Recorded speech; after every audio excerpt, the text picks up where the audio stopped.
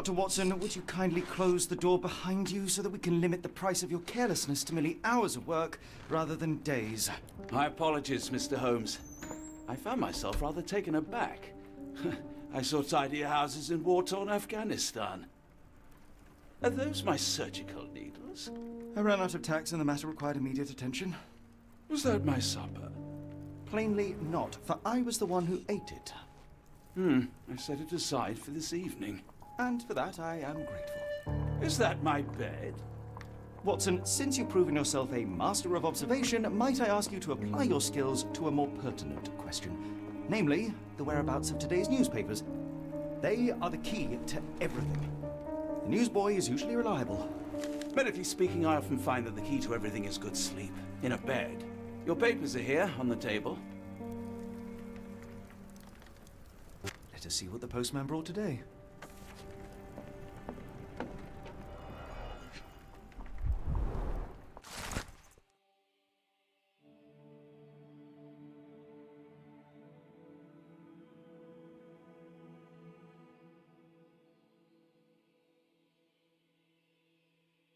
Local gossip, all of it uninteresting. Your order from Barnes' Bookshop has arrived, Doctor. Barnes insists on delivering the books to our door, even though we could easily walk to his shop. That's good service. Another letter from Werner. I never reply, but they keep coming.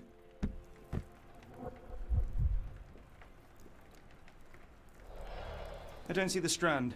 Where is it? Pardon me? I am on the precipice of uncovering a pattern of crime across London spanning many months and involving many men. The missing paper cannot be a coincidence. That's preposterous. My dear fellow, life is infinitely stranger than anything which the mind of man can invent. Well, life used your newspaper to wipe its posterior, so after that unpleasant discovery this morning, I disposed of it. But in lieu of the Strand, perhaps I can deliver you something equally tantalizing. I have just returned from a patient of mine, Captain Stenwick, who... No, that will not do. Grab your coat, Dr. Watson. Let us hope nobody has collected the dustbin.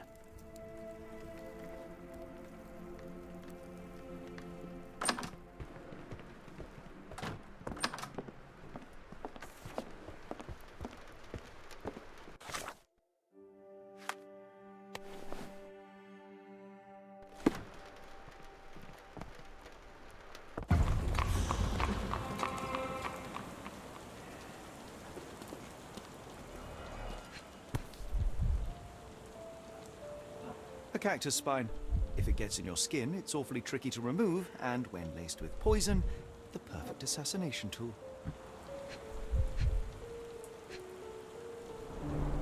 You were mistaken, Dr. Watson. The paper was indeed dirtied, but not how you implied. It's potting soil. See, Watson?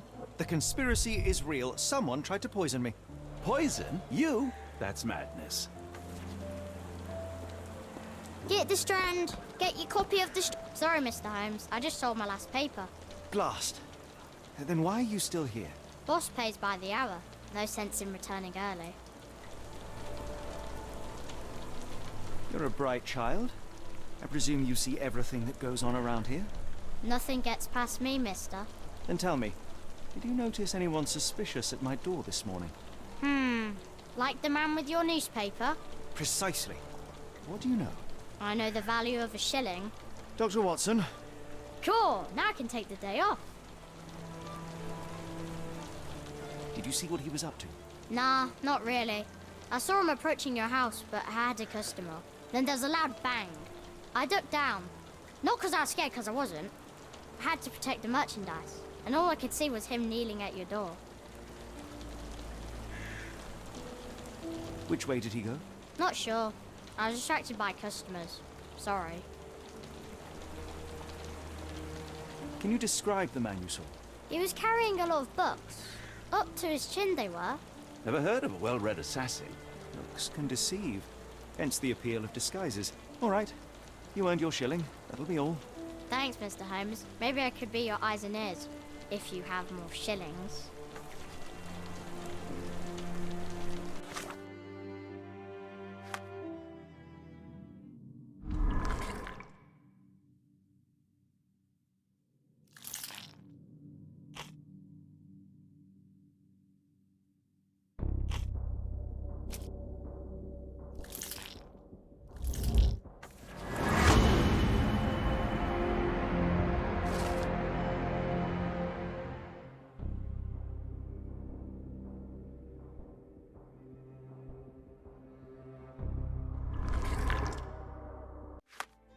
Come now, Mr. Holmes. Murder?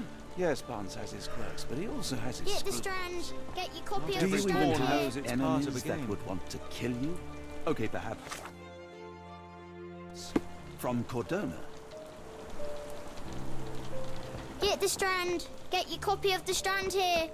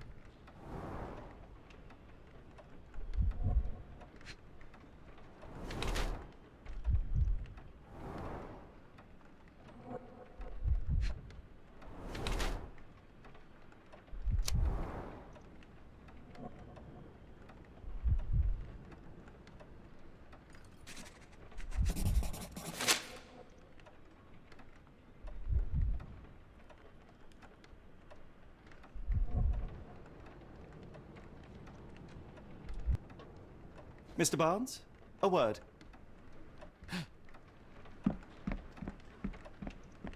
Oh, for goodness sake.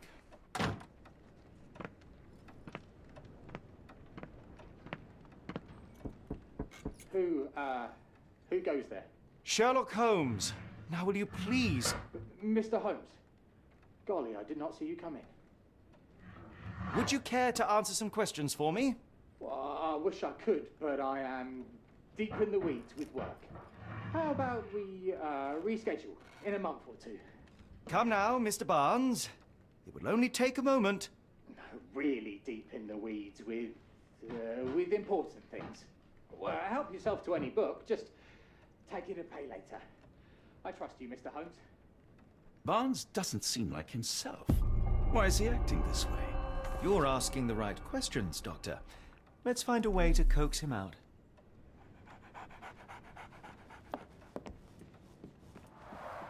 The ladder is broken, recently, judging by the freshness of the wood.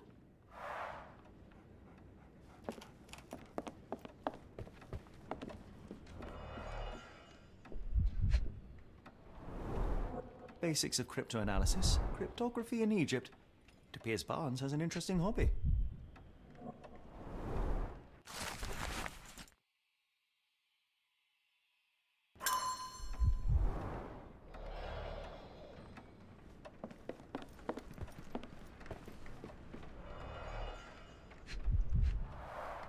The finest view London has to offer.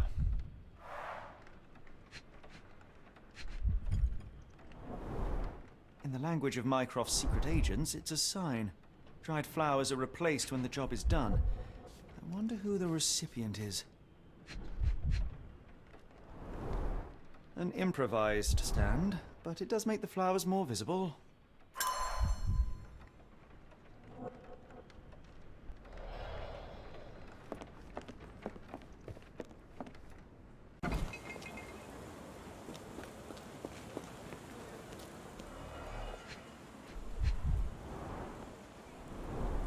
Encouraging people to stop and smell the roses?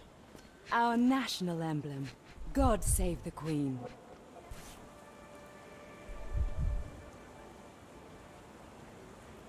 The pot is damaged. The blow was severe, but softened by something.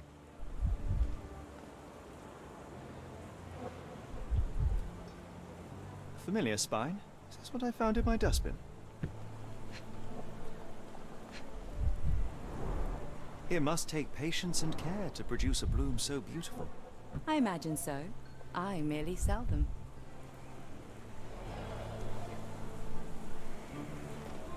Anything tickle your fancy, Mr. Holmes?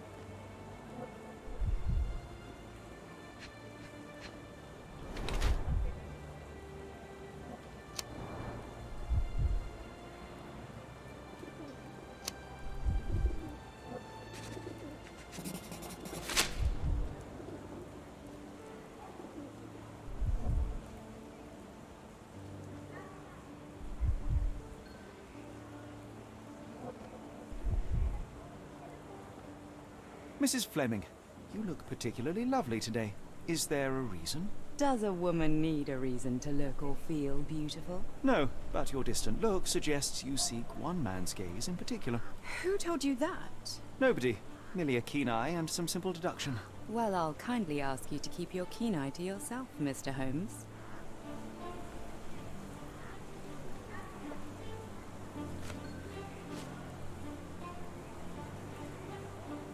One of these things is not like the other. Come again? The cactus. Those fearsome spines can prove a devil to remove, and the sap is often toxic. And a rose thorn can give you tetanus, but we still grow them. The cactus seems comparatively harmless, though you have me thinking it must be valuable. I was under the impression that you knew its price already. Your guess is as good as mine. The first time I saw this cactus was when I came back from my break.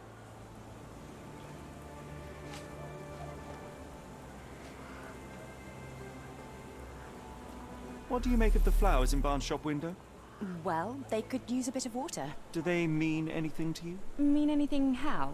I'm not sure I follow, Mr. Holmes. Why do you think they're there? Are you suggesting the flowers are for me? It seems likely, does it not? Oh, I hope you're right.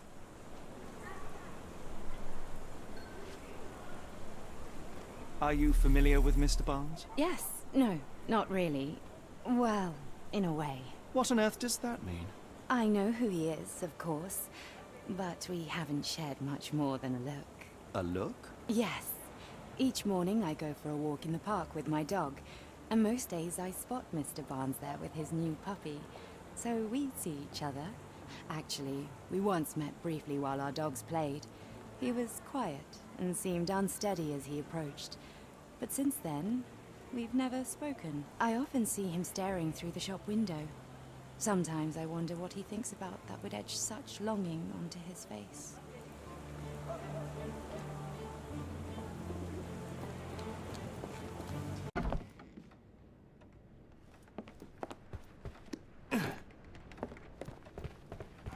Apologies, but I can't hear you.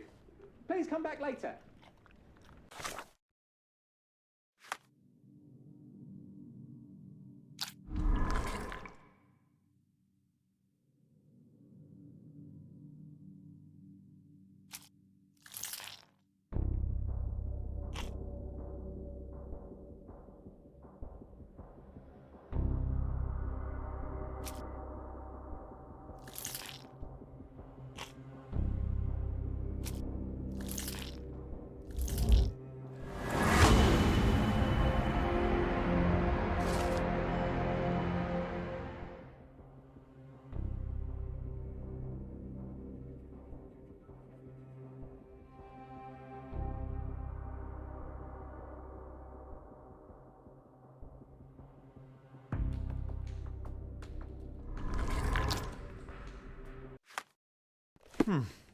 I think perhaps I have been chasing shadows. Do not despair, Mr. Holmes. Even the best of us make mistakes. We better tell Mr. Barnes what we've learned. Mr. Barnes, I know what you did, and I know why you did it. I'm sorry, Mr. Holmes. I can't hear you very well from behind the door.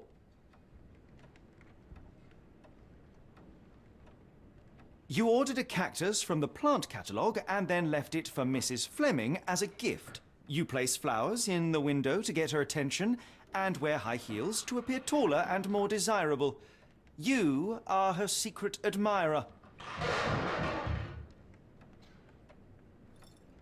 I couldn't read this morning's edition of The Strand because it was covered in soil and spines. I know you dropped a cactus on it and then fled. Barnes, it's Dr. Watson. Rest assured we are not interested in disclosing your personal affairs to anyone, including Mrs. Fleming. Please come out. All right, then.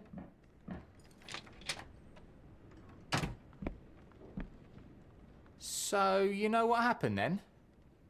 I was on my way back from the post office, having picked up the cactus and some books. It was quite an awkward package, heavy too, and when I got to your door, I dropped the cactus in your paper.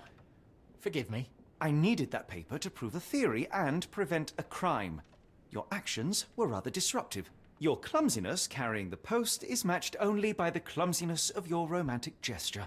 Oh, it's true. I am useless with this sort of thing. I'm not even sure if Mrs. Fleming noticed. As in most things in life, truth is the answer. Cease with the abstruse signals and anonymous gifts, and simply talk to the woman. What is the worst that can happen? She rejects you, and you are freed from this endless purgatory. That... Yes, you are correct, of course. I do have a slight tendency to overthink things. Thank you. So, at last, we return to the matter of the paper. I'm investigating a string of burglaries. Did you perhaps read of any before the edition was spoiled? I don't recall, but you're welcome to read our copy for yourself. You had an issue of The Strand here all along? Well, naturally. I am a bookseller. I have a subscription to every magazine and newspaper in London. So you ought to be familiar with the concept of burying the lead. Oh no, my apologies, Mr. Holmes. I'll make it up to you however I can. I am an expert on obscure languages and translation and Yes, okay. Just give me the paper.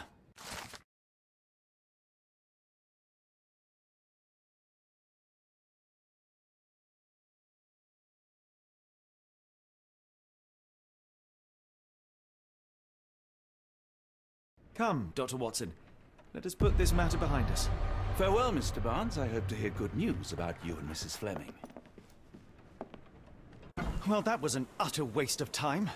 An assassination did seem rather unlikely. There was supposed to be another burglary. I was certain of it. Something you wish to say, Doctor? No. Well, only that you have a remarkable faculty for deduction and pattern recognition. And that perhaps, if ill-applied... I see things that are not there. Yes. It is London. There will always be burglaries. Doesn't have to mean anything. So it seems. Forgive me. Without something to occupy my mind, I turn into an entirely different animal. Which brings us back to my news from earlier. I think I have a case for you, a real one. Truly? Indeed. Though perhaps not as thrilling as your stories from Cordona. A patient of mine, Captain Stenwick, told me that his servant disappeared. I said I knew just the man to help. What do you say? Oh, Watson. Yes, I know it's not the most tantalizing mystery, nor the story to launch my writing career. But... it's brilliant. Let's go. Oh, good. Well, his house is nearby. Come.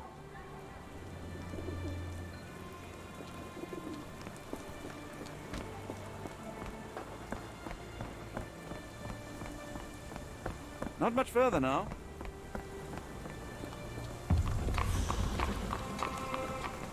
Is this lousy attitude of yours because of my altercation with Inspector Lockhart? Did he put you up to this? Sir, the inspector has nothing to do with it. I'm telling you the same thing I tell anyone seeking a missing person. Good day, gentlemen. Forgive the intrusion. Captain Stenwick, this is my colleague Sherlock Holmes, the consulting detective I told you about. At last, a professional.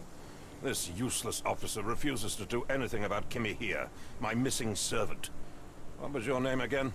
I shall be certain to inform your superiors. Sergeant Ruffles. And it's my superiors who made this decision, sir. Have there been other disappearances lately? Of course, here and there. But when life is tough and opportunity comes knocking, you can't blame those who answer.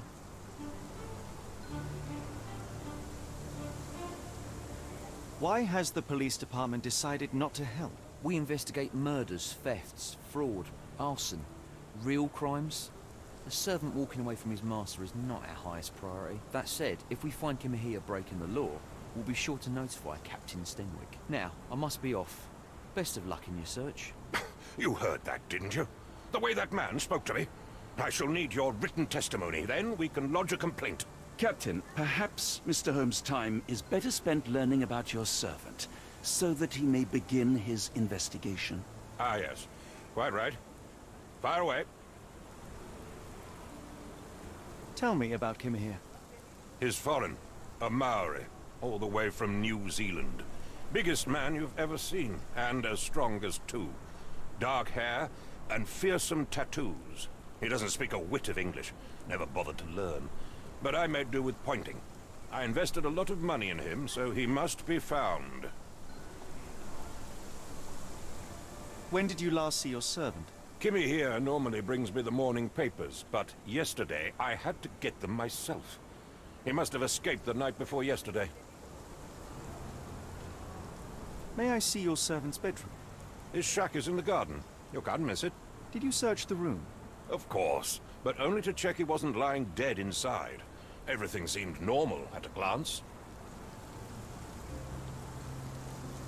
Is there any reason Kimahir may have left? I should think not. He had all he could have wanted. Gainful employment, new clothes, and all the cabbage he could eat. Did Kimahir make off with anything of value? Heavens, no. I would have mentioned it to Sergeant Ruffles. Still, he must have fled with some money on his person. No. I kept his wages in my safe. For security. I take it this is the first time Kimahir has vanished? Undoubtedly.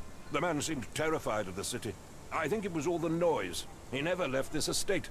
Should he cause any damage, I will bear the responsibility, for it was I who rescued him from savagery and brought him here to England in the first place. All right, Captain. I think I have enough to get started. We shall first take a look around the mansion. Go ahead. I'll be here, mentally drafting my complaint.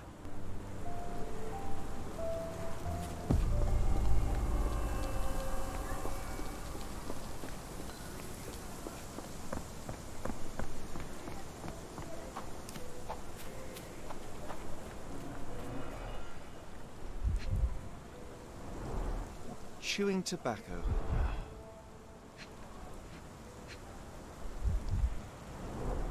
A shoe print, roughly size 11, with a worn-out sole. These are a workman's boots.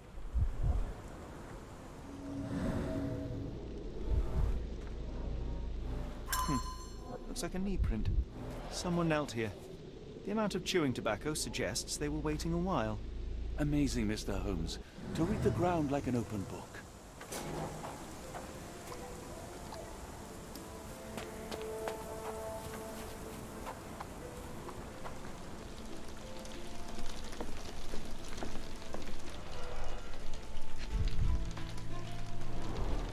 Impressive. The sack of grain retained the shape of an impact.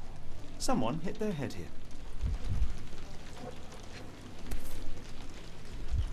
A small navy spyglass.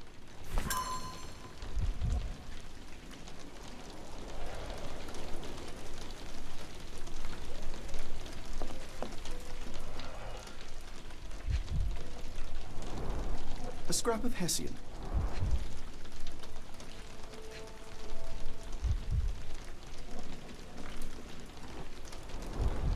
These were sturdy boxes. It would have required a serious blow to break them.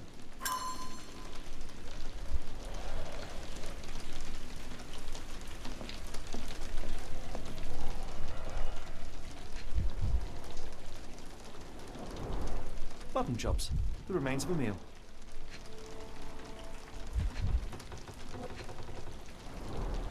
The ashes are long since cold.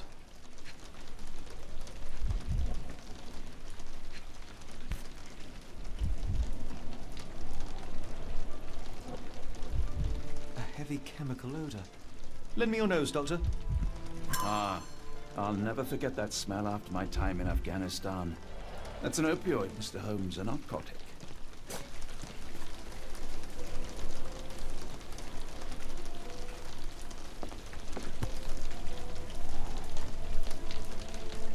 A Maori nose flute. Ngurus, they're called. Clothes made of Hessian. Is Stenwick really so miserly?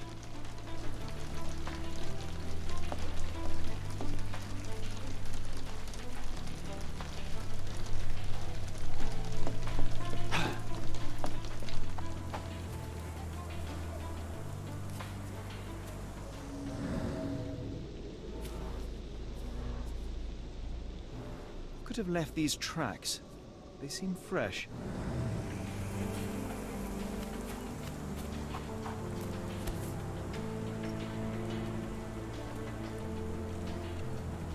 The rag reeks of smoke. Someone plugged the chimney.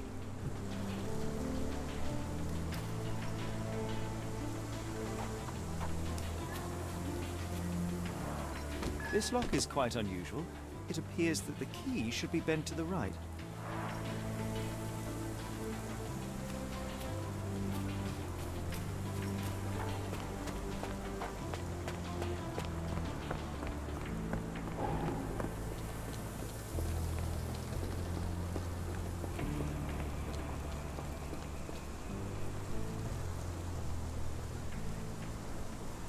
The door to your garden has an interesting lock. Yes, I have uncommon locks on every door of my mansion. It makes them harder to pick. Kimmy here and I both had a set of keys. I'll need to borrow them. No, you'll need to do what I tell you to do.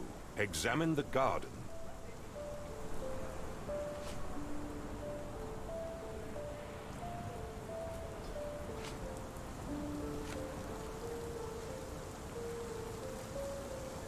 I came across a pile of Hessian clothes in the shack. Are they Kimahir's? Yes, I had to give him something to clothe himself. He seemed unfazed by his bare skin, but I found it distracting.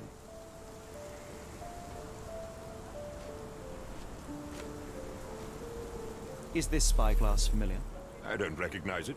Could it be Kimahir's, perhaps? I doubt it. I never saw him with it, nor could I suggest how he might have come by it.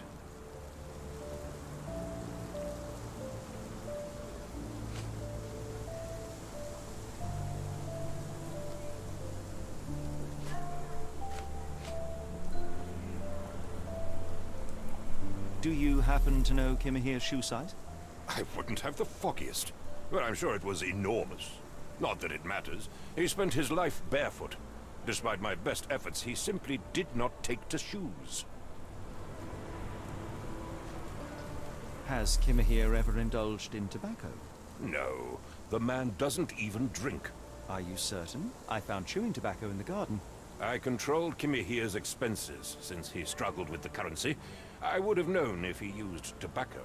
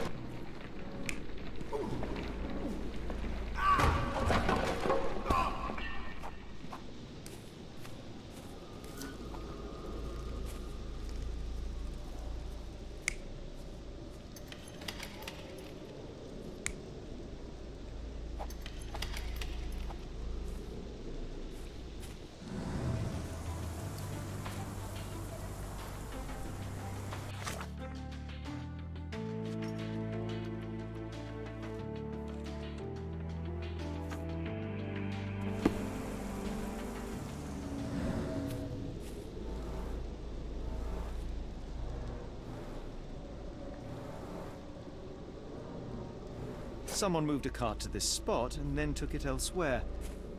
Can't see it anywhere in the garden.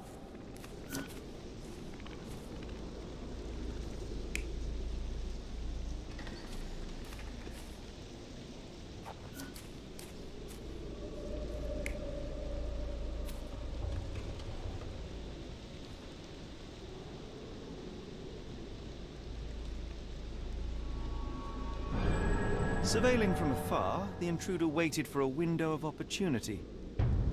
When Kimahir went to sleep, the man crept up to the shack and slipped narcotics down the chimney pipe, then blocked it with a cloth.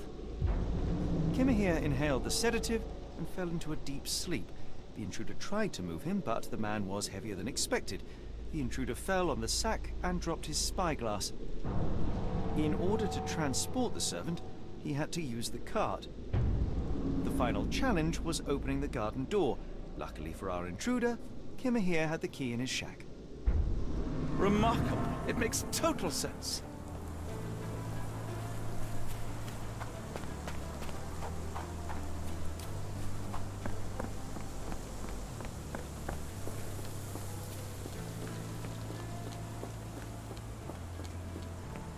You'd best have found something by now, gentlemen. I fear that someone may have spied upon Kimahir. Likely the owner of the spyglass I found earlier. It appears they were watching for some time, as there was an impressive amount of chewing tobacco on the ground. And your point? You said that you checked the shack earlier. Did you notice the cart tracks near it? Now, one ought to expect a servant to make regular use of such a thing. Indeed, I would have overlooked the detail were it not for the cart's absence. If, as you say, Kimahir never leaves your estate, then where did it go? I expect answers from you, Mr. Holmes, not questions. I found the residue of narcotics in Kimahir's brazier. There are several explanations, perhaps your servant's recreational interest, or an attempt at poisoning. Cut to the chase, Mr. Holmes. I won't keep you in suspense any longer, Captain. Kimahir was abducted by the owner of the spyglass. When your servant fell asleep, he slipped a narcotic into Kimahir's brazier to make him sleep even more soundly. In order to carry a man as large as Kimahir, the intruder stole the cart and rolled him right out of your garden. Now, hold on. All this simply to tell me what I already know? Why haven't you found him yet? I only arrived a moment ago. It is, frankly, incredible that I have already deduced so much. Every second you dawdle here, waiting for me to stroke your ego, is another second wasted. I'm not interested in the how, the why, or the who. I am only interested in recovering my investment. Spare me the claptrap, boy, and go and fetch my servant.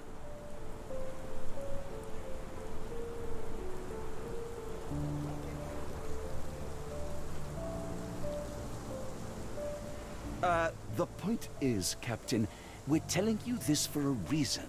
The intruder fled through the garden door, and we need a key to follow his trail. Well, then you should have led with that. Here you go. I hope you'll return soon with good news. And in the meantime, please teach your companion the art of brevity.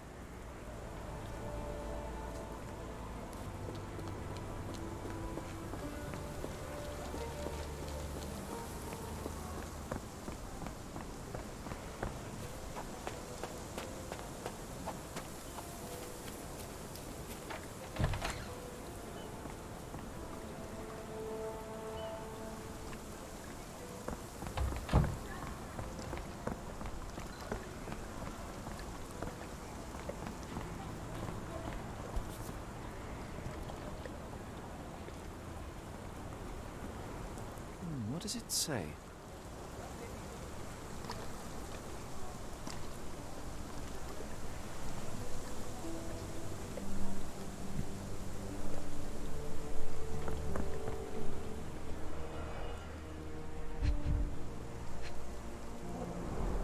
Sturdy rope, professionally tied in a Portuguese bowline. This knot is often used by sailors to create a bosun's chair. Wheels picked up grass along the way. Kimahir's cart, I gather.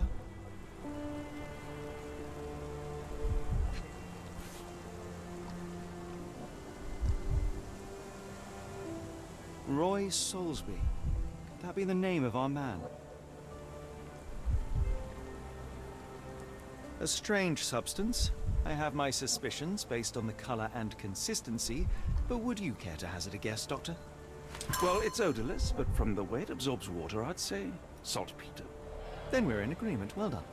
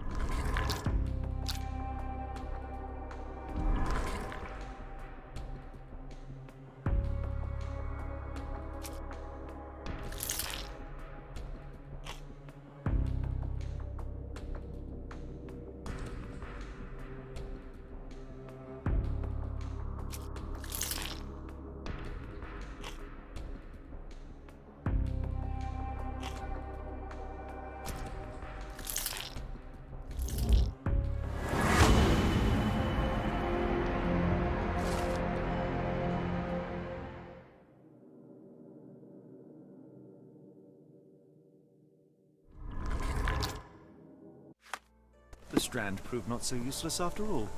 The saltpeter accident. Doctor, do you recall? The Port of London, of course. The footwear, the spyglass. Indeed. We shall need to take a cab there. Let's just go. Stenwick wanted results, not pleasantries.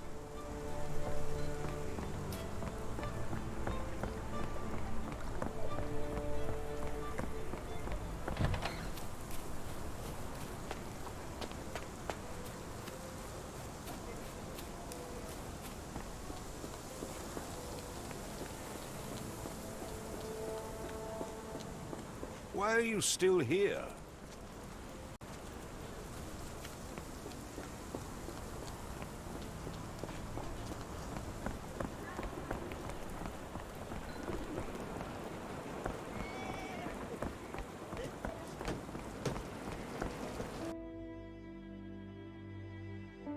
Where to, Gav?